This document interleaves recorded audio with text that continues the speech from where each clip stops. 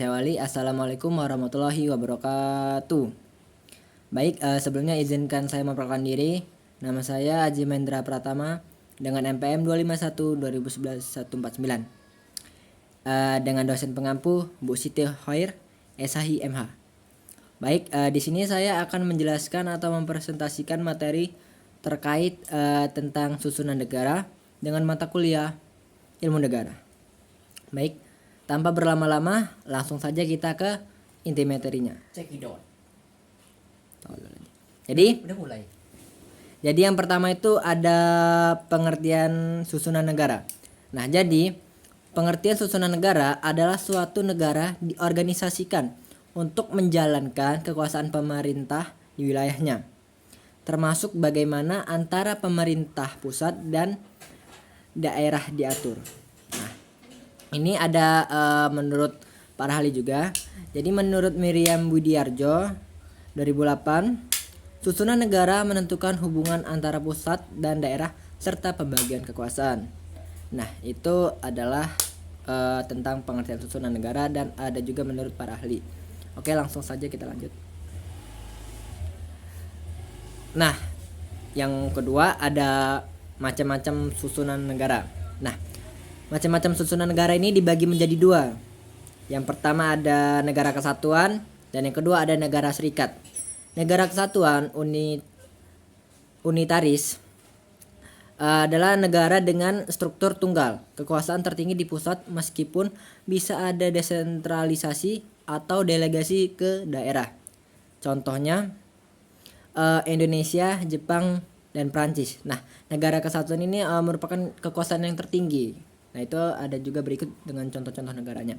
Oke, langsung aja kita ke negara serikat. Nah, negara serikat atau federasi yaitu kekuasaan dibagi antara pemerintah pusat dan bagian. Nah, contohnya itu kayak negara Amerika Serikat, Jerman, dan Australia. Nah, itu adalah macam-macam susunan negara. Oke, lanjut. Nah, jadi di sini ada keuntungan dan kekurangannya.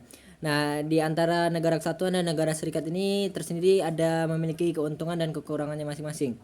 Nah, jadi yang negara kesatuan ini kelebihannya itu pemerintahan lebih sederhana dan efisien. Itu keuntungannya.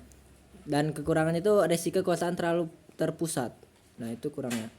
Nah, kita lanjut ke negara serikat. Negara serikat keuntungannya daerah memiliki kebebasan lebih besar. Ya, lebih besar kebebasannya. Itu keuntungannya. Terus kalau kekurangannya itu pengambilan keputusan lebih lambat. Nah, dia ini keputusannya terlalu lambat ngambilnya. Oke, kita lanjut. Nah, jadi yang selanjutnya itu ada tentang susunan negara Indonesia. Susunan negara Indonesia menganut bentuk negara kesatuan dengan sistem desentralisasi. Nah, dia ini menganut desentralisasi. Undang-Undang Dasar 1945 Pasal 18 menegaskan pembagian wilayah dalam provinsi, kabupaten, dan kota. Daerah memiliki otonomi untuk urusannya masing-masing. Itu tentang susunan negara Indonesia. Kita lanjut. Di sini ada kesimpulannya. Nah, kesimpulan tentang materi susunan negara menentukan pembagian kekuasaan antara pusat dan daerah. Terus Indonesia adalah negara kesatuan dengan sistem desentralisasi yang menjaga keutuhan nasional sekaligus menghargai keragaman daerah. Oke, itu kesimpulannya ya. Terus kita lanjut. Nah, di sini adalah daftar referensi atau 5 jurnal dan buku ajar yang saya dapatkan. Nih ya. Ada 5. Don ya. Oke, terima kasih. Saya akhiri. Wassalamualaikum warahmatullahi wabarakatuh.